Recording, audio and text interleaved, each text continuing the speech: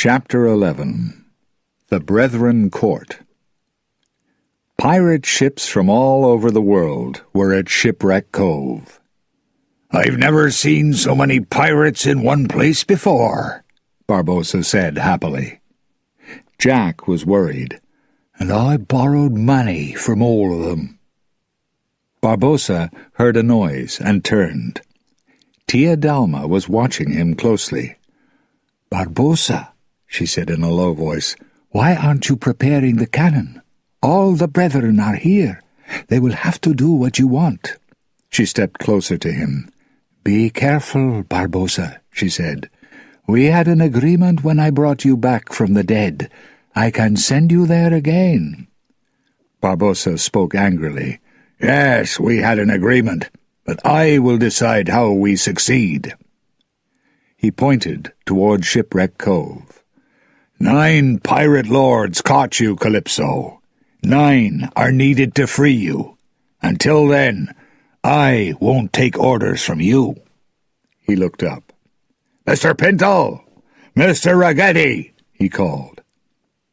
He pushed Tia Dalma, Calypso, the goddess of the ocean, toward them. "Take this woman to the prison." Pinto and Ragetti took her away. Barbossa could feel her angry eyes on his back. He couldn't worry about that now. "When the court meets, I'll trick the pirate lords," he thought. "They'll free Calypso, and she'll forgive me. She'll make me the greatest pirate on the ocean. Until then, I'll keep her locked up. I don't want her to destroy my plans." Out in the ocean, Beckett's sailors pulled Will onto the Endeavour. He was very wet, and his hands were tied. Lord Beckett's ship was next to the Dutchman, and Beckett was also making plans. He called Davy Jones onto the deck. "I think you know Mr. Turner," Beckett said. He turned to Will. "Tell him. Barbossa has called the Brethren Court together for a reason." Will explained. "He wants to free someone named Calypso." Jones was afraid. "No," he said. "They can't. She's a prisoner in a woman's body forever. That was the agreement." Will looked at him carefully. Suddenly he understood. "You told them how to catch her," he said, "and that's why you cut out your heart." "Be quiet!" Jones shouted. He turned to Beckett. "We must stop them. She will destroy us all." Lord Beckett looked thoughtful. "We must find the Brethren Court," he said, "and that's a problem." He turned to Will. "You're here now. How will we find them?" "Promise me that you won't hurt Elizabeth," Will said. "Ah," Beckett said slowly. "Elizabeth? I hear that Miss Swan is now captain of the Empress." Will looked surprised. He turned to Davy Jones. "But you won't hurt her, and you will free my father?" "You're asking a lot," Jones said. "I'm offering a lot," Will replied. "Where is Shipwreck Cove?" Beckett asked angrily. "I don't know," Will said. Jones jumped forward and put his hands around Will's neck. "Then you have nothing that we want," he shouted. But Jones was wrong. Will looked at Beckett and held up Jack's compass. "What do you want most?" he asked, smiling. Boom, boom, boom. There was a loud noise in the Brethren Court as Barbossa hit the tabletop with a cannonball. Jack looked nervously around the room. He had a lot of enemies in there. "Will I get out alive?" he thought. The 8 pirate lords were sitting around a large table, some alone, others with their guards. Amand was a tall, black-haired pirate from the Barbary coast. Next to him sat Villanueva, an angry-looking Spaniard.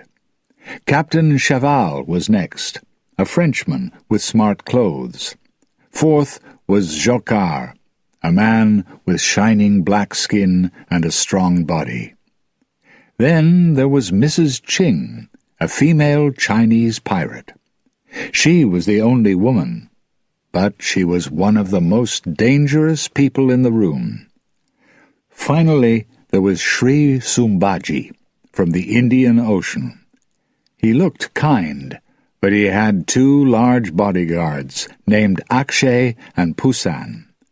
It wasn't wise to make him angry. Barbossa waited until everyone was silent. He pointed to a wooden bowl. "Your pieces of 8, captains." Slowly, each pirate lord stood and dropped something into the bowl. Jack kept his in his hand. "1 pirate lord is missing," he said. "I'm happy to wait for Xiao Feng." "Xiao Feng is not coming," said a voice from the door. Everyone turned. There was Elizabeth Swan, wearing pirate clothes.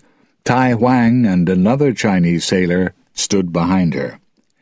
"He named me Captain of the Empress," Elizabeth explained. "He made me a pirate lord." "What happened to Xiao Feng?" asked Amand. "She probably killed him," Jack said quietly. "Will you never forgive me?" Elizabeth said to him. Then she turned to the other pirate lords. "We were attacked by the Flying Dutchman." "We must escape before the Dutchman finds us," some of them called urgently.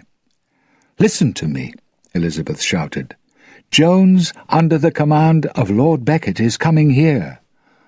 "How did they find Shipwreck Cove?" Jocaz said angrily. "Who told them?" "Nobody in this room," Barbossa said. Elizabeth looked around. "Where's Will?" she asked Jack. "He's not in this room," Jack said. "Quiet," Barbossa told the pirate lords. "It's not important. What do we do now?" "We fight," Elizabeth said. The pirates began to laugh. Fight the Dutchman? Was she crazy? Mrs. Ching offered another suggestion. "Shipwreck Cove is well hidden. We don't need to fight if we stay here." The other pirate lords agreed. They could hide for a long time, until the Dutchman and the East India Trading Company left them alone.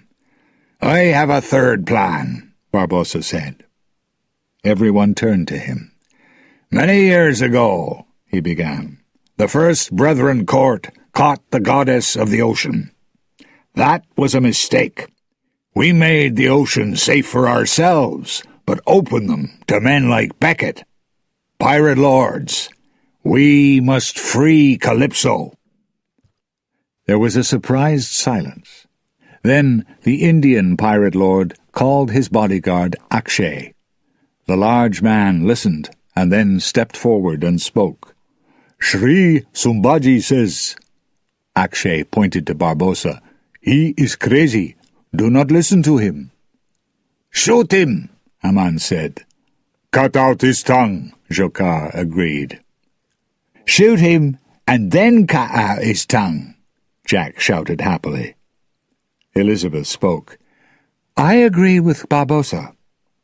"And I agree too," Villanueva said. "No," Jocaz said. "Calypso was our enemy then. She will be our enemy now." "You're right," Cheval said. Villanueva pulled out his gun. "I still agree with Barbossa." Cheval hit him in the face. Suddenly, all the pirates were shouting and fighting. "This is crazy," Elizabeth shouted. "The enemy is very close. When we fight, we're doing Lord Becket's job for him." On the Black Pearl, the subject of the court's discussion was in the ship's prison. Tia Dalma turned as Davy Jones came out from the shadows. "Hugh!" Tia Dalma began. The happiness in her voice disappeared when she saw the gun in his hand. "You're going to kill me before the brethren free me." Jones didn't speak. He was in a room with the love of his life. "What have you become? You were many things, Davy Jones, but you were never a monster." "I learned it from you," Jones cried. "For 10 years I commanded the Dutchman. I did the job that you gave me.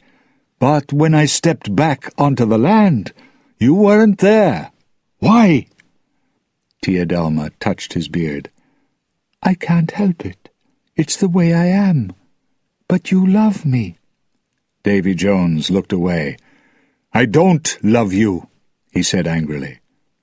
"That's sad," Tia Dalma said quietly, "because soon I will be free, and when I am, I can give you my heart. We can be together, always." Davy Jones slowly put the gun back in his belt. As he moved back into the shadows, he turned to her again. "And the Brethren Court?" he asked. "They made me a prisoner," Tia Dalma said angrily. "They will suffer." Barbossa hit the table again, and the pirates turned to him. "We can free Calypso. Then she'll be grateful and help us." "I agree with Captain Swan," said Jack. "We fight." Barbossa laughed. "You've always run away from a fight." "That's not true," Jack said. "I fight hard and often, because then I can run away. We can stay here for years, but we'll be prisoners. We must fight to run away." "Who will we fight?" Mrs. Ching asked. "Becket," Elizabeth said immediately. The pirates agreed. They decided to fight the East India Trading Company and to destroy the Dutchman. Barbossa had other ideas, but the pirates didn't listen. "The pirate lords must free Calypso, or my plan will fail," he thought. "Tia Dalma will be angry." He tried again. "Only the Pirate King can start a war. Call Captain Teague, keeper of the pirate law." 2 pirates ran out of the room and returned with the old pirate. He was carrying a large book. This was the famous Pirate Law, written by the First Brethren Court. Teague unlocked the book and opened it. Everyone waited for him to speak. Finally, he looked up. "Barbossa is right," he said. Jack read out the words. "Only the king can start a war, talk to the enemy, and organize our men." "We haven't had a king since the First Court," Cheval said. "Why?" Elizabeth asked Gibbs. "The king is chosen by a vote," Gibbs explained in a low voice. "Each pirate only votes for himself." "I call for a vote," shouted Jack. Amand lifted his hand. "I vote for Amand the Corsair," he said. "Captain Cheval," said Cheval. The vote continued around the table. "I'll have to do what they do," Elizabeth thought, then said, "Elizabeth Swan." Jack looked around him. "I vote for Elizabeth Swan." The other pirates shouted angrily. Jack spoke to the court. "Aren't we going to follow the pirate law?" he asked. "We have to," Mrs. Ching said. "What do you say, Captain Swan, King of the Brethren Court?" The new pirate king stood up. "In the morning," she said, "we shall fight the East India Trading Company, destroy the Dutchman, and escape to the ocean." The pirates moved out to their ships. Angrily, Barbossa gave a sign to Pintel and Ragetti.